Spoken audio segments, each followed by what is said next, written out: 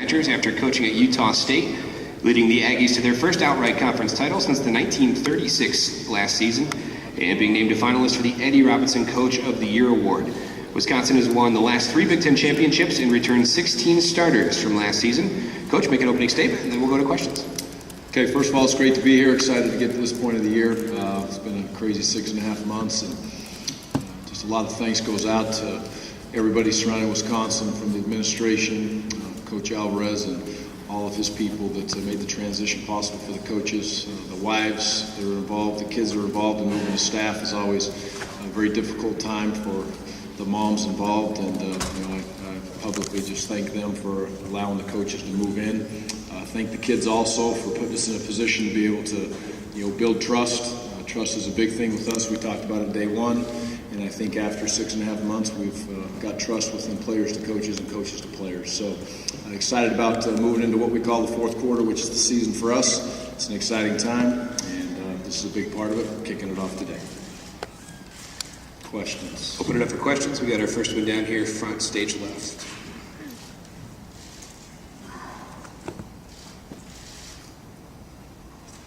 When there are coaching changes, normally it's with a program that has not had success. How different is it when you go to a program that has, and how do you handle that process differently?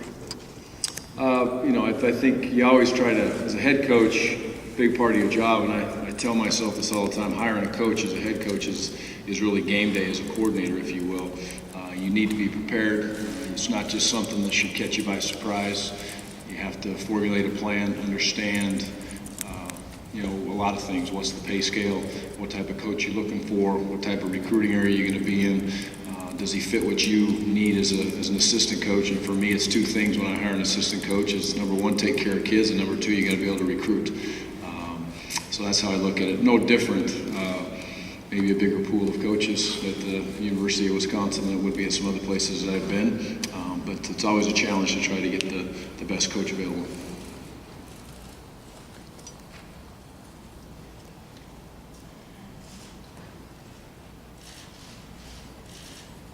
Ready for our next question? Go ahead and raise your hand. No, our microphones are fine. We've got one here, front stage left.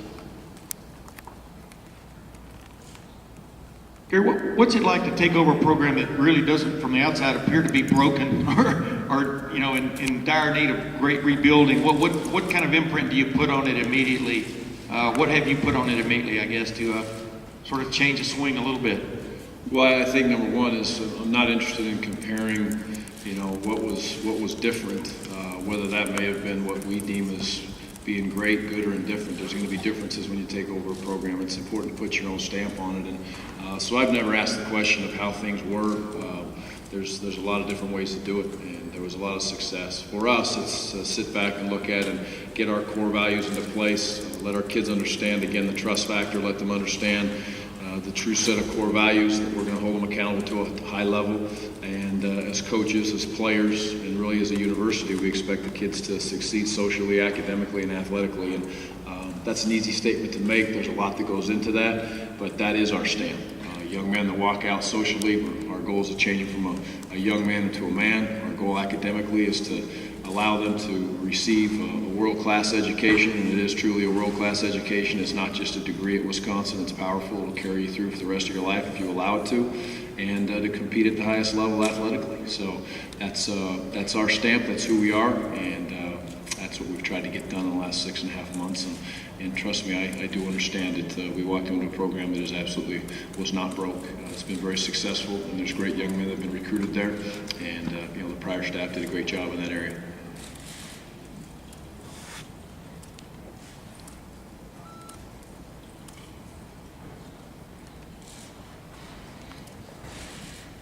Got a question down here, front left.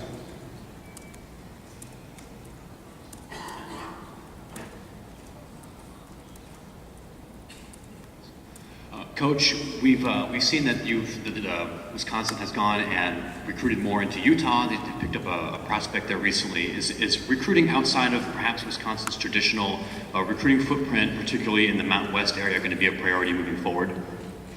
Well, I think if you look back in the past, there's, again, different staffs. Coach Alvarez was obviously there for a long time. Brett and his staff had an identity of where they were recruiting. number one, and ours will be no different than those two staffs to stay in the state. There's very good football, very good coaches. Football is important.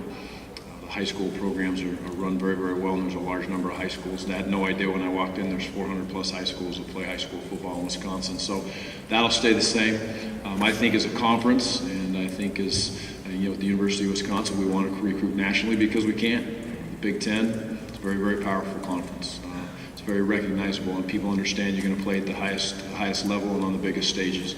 And I feel the same way about the University of Wisconsin. So with what we have to offer from an academic standpoint, with what we have to offer for young men socially, and then again I go back to it academically, in the athletic world, it's a place where we should be able to recruit throughout the country, and we always will, whether it may be in Florida, California, or wherever it will be. We'll got to be careful not to get too separated out, so we cannot, do a good job in certain areas, but we will nationally recruit.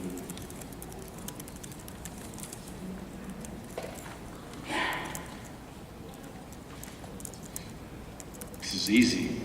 No? I've never known this group to be shy with questions. Go ahead and raise your hands. We'll get we got a couple. There we go. We've got one in the back here, and then we'll come back up front.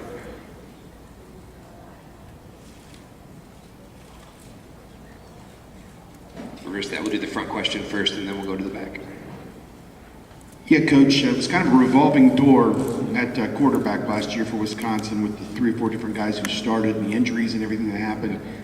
Coming out of the spring, going into the fall, how do you see that situation? Will you whittle it down to just 2 guys at some point and then have a competition, or where do things kind of stand with that right now? Yeah, it's a great question, and it's a question I'm sure is going to get asked a few times here in the next month or so. It's a 3-man battle right now as we kind of came through spring. We sat down with all the young men when we were first there and gave them a very clear vision that when we sat down in April, we would discuss exactly where they're at, what the situation is, and when we came out of it, Kurt and Joel came out on top in spring, and it was a very unique situation, as it is always at the quarterback spot when you have competition.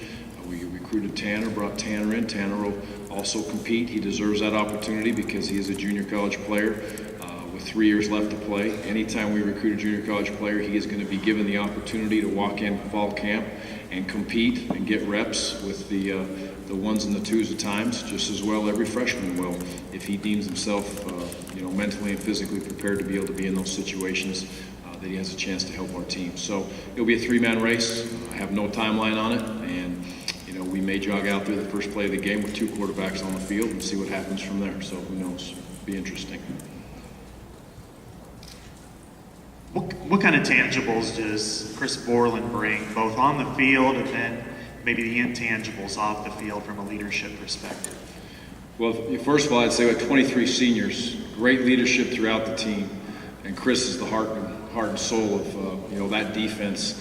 But there's some guys that are right there with him from a leadership standpoint. But what Chris does consistently is, a lot of people talk about leadership on and off the field, and his consistency with his leadership is the key. There's no ups and downs. There's no really good days or bad days. He's not overly flashy. He's not a rah-rah guy.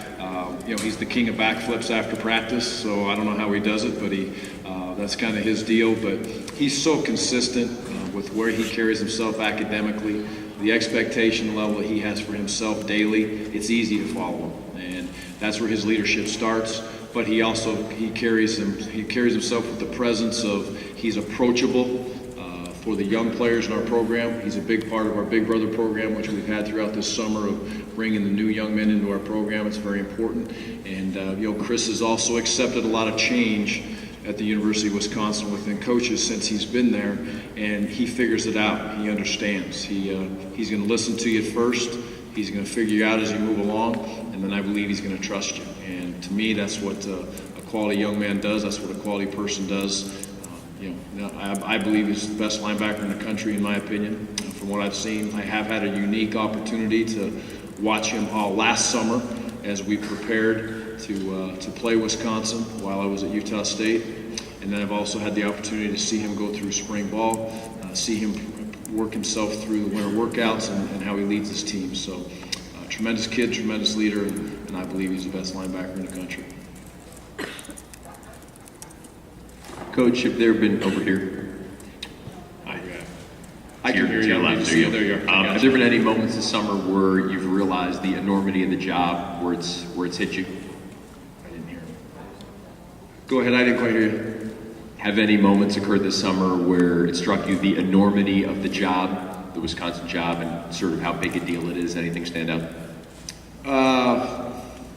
No, not really. I mean, it's been the transition again has been great. The summer's been great.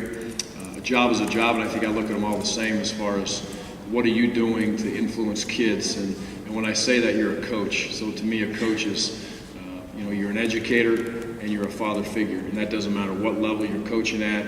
And when I say that, the job of coaching is that, regardless of the level. This is a very big stage. It's something we're excited about being on.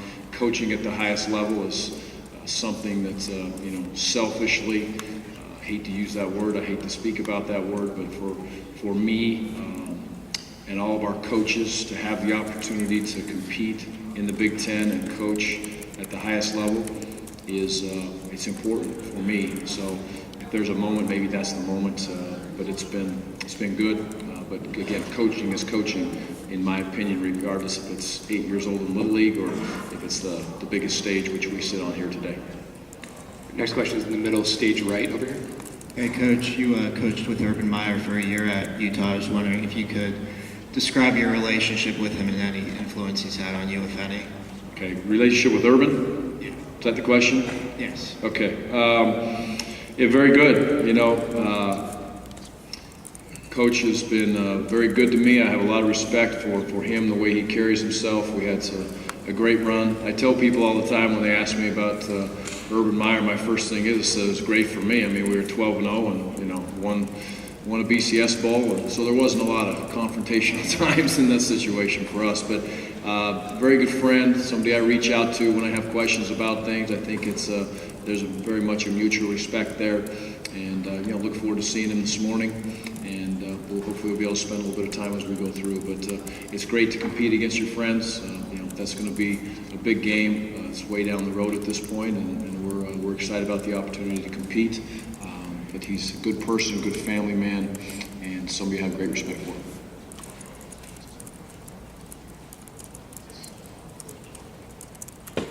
Still have time for several more questions. Go ahead and fire your hands up, and we'll get a mic over to you right away.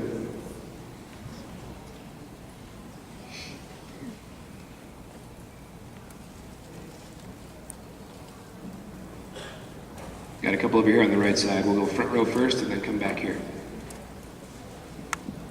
Doug Harris, Daily News. Gary, along those lines with coaching with Urban, this last weekend they had some kids act out, some disciplinary things. I wonder if you could speak to his handling of that, how he does that in-house. He might take a bit of a hit because of that. I think that's fair or unfair. Just what is your take on all that? First of all, I have no idea how Coach Meyer handled the situation. I'm not big into that stuff. I haven't read anything about it, so I don't know. But I know he's going to be very fair. He's going to, the tricky thing in today's world is exactly what happened, and allowing yourself as a coach to get to your athletic director and your athletic director get everybody involved, regardless of the situation, if it needs be, and try to help the young men that are involved and get the facts straight. That's the key. Before it gets out there, and then it never has the opportunity to be fair to the kid that's involved or the group of people that are involved. So fairness is important. I think Coach will handle it very fairly. He always seems to do that. And education for kids these days is important, regardless of the scenario, the situation they get themselves in.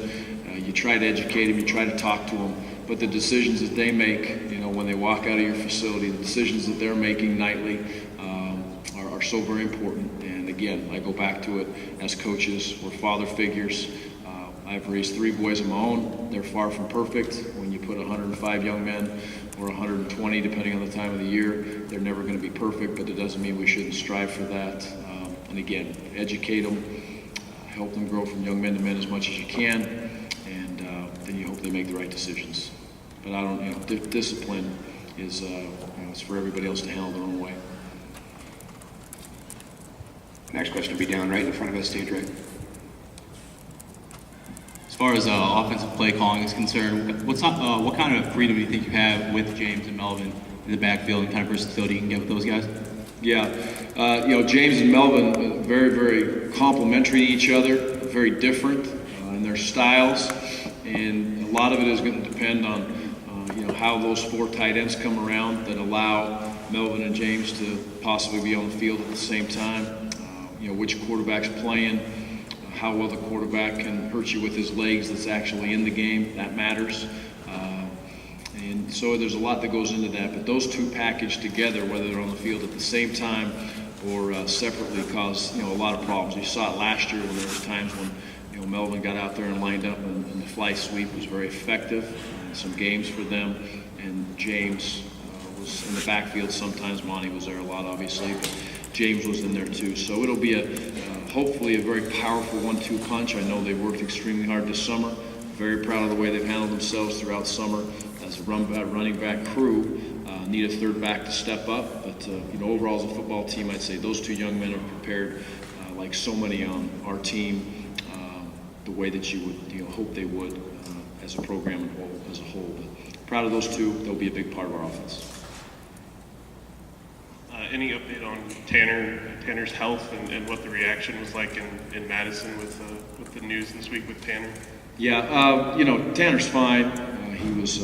Those are always tricky situations, and again, I go back and share with you what I tell young men all the time in team meetings, and I say this in recruiting all the time. You got to understand your situation. You got to understand your surroundings. Doesn't matter if you grow up in a town of 40 or you grow up in a town of 4 million. There's always there's issues that can pop up, and you have to be careful. And there's still problems that pop up that you can't prevent. So, it happened. We're going to do our best to learn from it as a football program. I know we'll try to do our best to reach out to many student athletes as we can to talk about it, and not just football players, to be able to be prepared. To understand your surroundings, but Tanner will be fine. He's back with us now. Expect him to walk into camp full steam ahead and be prepared to compete for that quarterback role. Time for one more.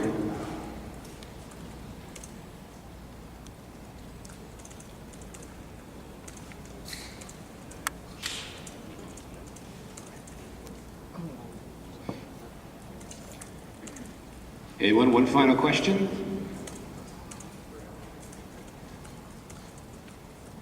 Okay, we'll leave it at that. Thanks very much. Thank you.